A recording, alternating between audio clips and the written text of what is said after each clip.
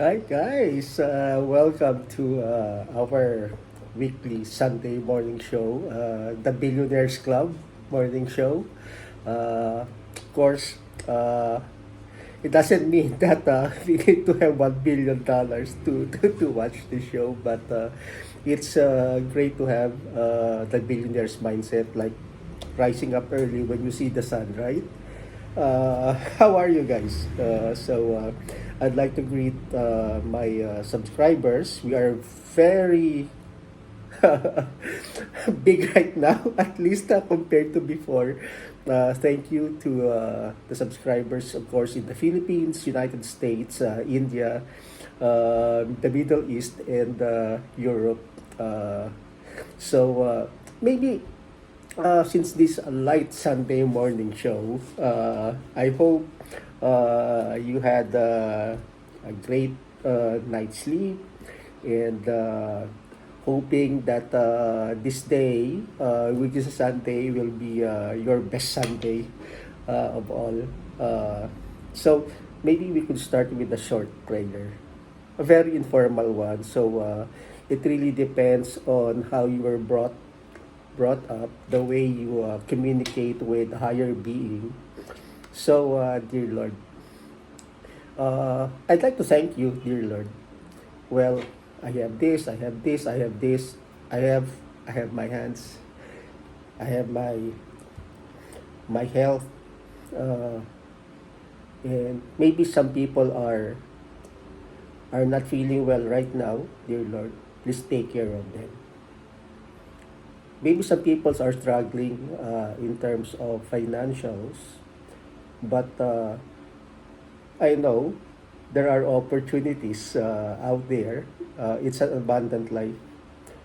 We just have to create that mindset first for us to be able to take advantage of the many opportunities that you created for us, like the sky. Uh, you you show us your masterpiece daily, Lord. We just have to look at the sky and uh, see your magnificent creation. The sunlight that we have right now came from millions of miles away from where we are, and it's reaching us. It's giving us vitamins to make us feel better. With all of those, Lord, that I have mentioned, I don't think it would be logical for me to ask for anything else except for continue to guide us, dear Lord. Give us the courage and strength to continue, and the ability to see things through your eyes. Bless us. Bless my subscribers, Lord. Amen. All right. I have three questions. Number one, billionaires get up early. So, have you done that? Billionaires read books, a lot of books. So, what's the last book that you have read? And billionaires look at things from the point of view of the P&L, or the profit and loss uh, statement, or the income statement. So whenever they have issues on financials, of course, people are people. We may worry, but we have to look at it from the point of view of the top line, or the revenue stream, the expenses, so that we can really manage the bottom line, or the net income. So, so that's how we need to look at problems, especially financial challenges. There will always be challenges at work. There will always be challenges in our day-to-day business. But it is what it is. Uh, we, we should not be taking all of those things, especially the bad things that could happen, personally. Because talking about business, talking about work, it's about productivity, it's about the quality of our output, and it's all about business needs. And having said that, I'd like to mention about artificial intelligence. We have actually we had this decades ago, but eventually, with the advent of ChatGPT, it revolutionized everything. Now we can ask a computer to write a poem for us, to identify things, to identify whether a person is a male or a female, because of the age-old technology of machine learning. So if you want a bot to be able to identify what a male and a female is, then you just show them, feed them millions of pictures for the bot to be able to distinguish the difference, so that the bot can identify whether what it is seeing is either a male or a female. So we now have facial recognition, while rudimentary is now being used in a lot of industries. However, since it is machine learning, the intelligence of the bot is only up to what it has learned so far.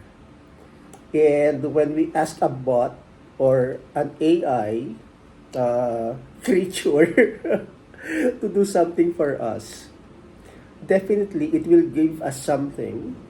But if it hasn't learned that idea yet, then there is a blank. It will just fill in something to that blank, and chances are what the bot is telling us may be erroneous.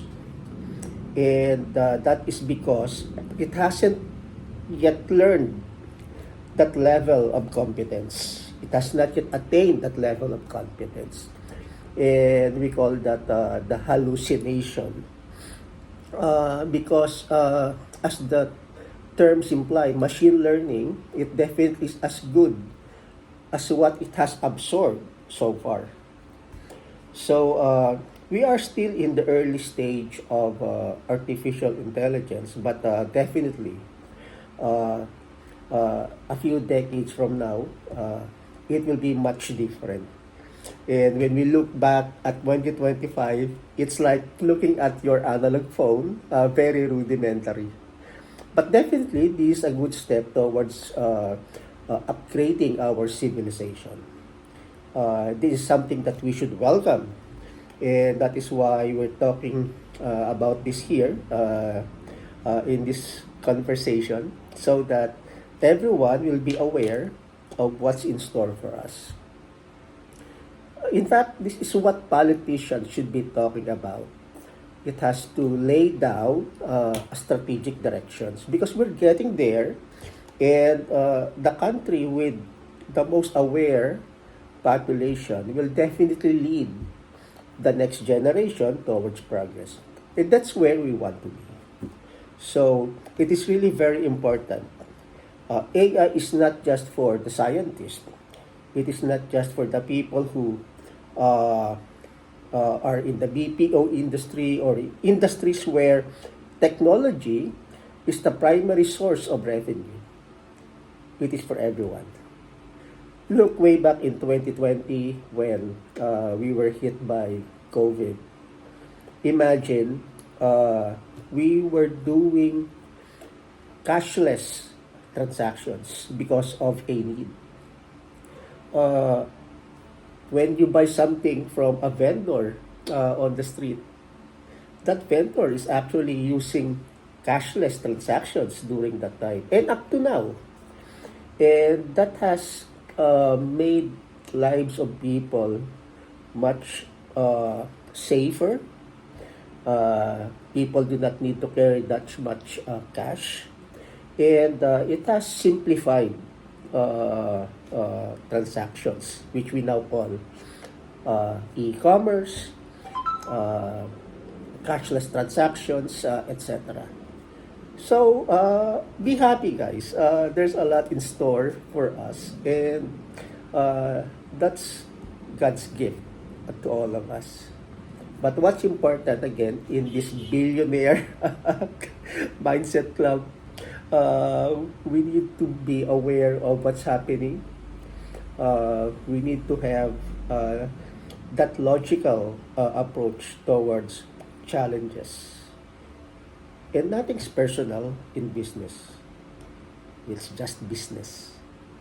And whatever happens, really, it all depends on how we interpret things, how we respond to to challenges. So again, thank you for listening, and uh, hopefully I was able to simplify something that's seemingly complex, and hoping that everyone will be part of a billionaires club. It all starts with a mindset. Happy Sunday.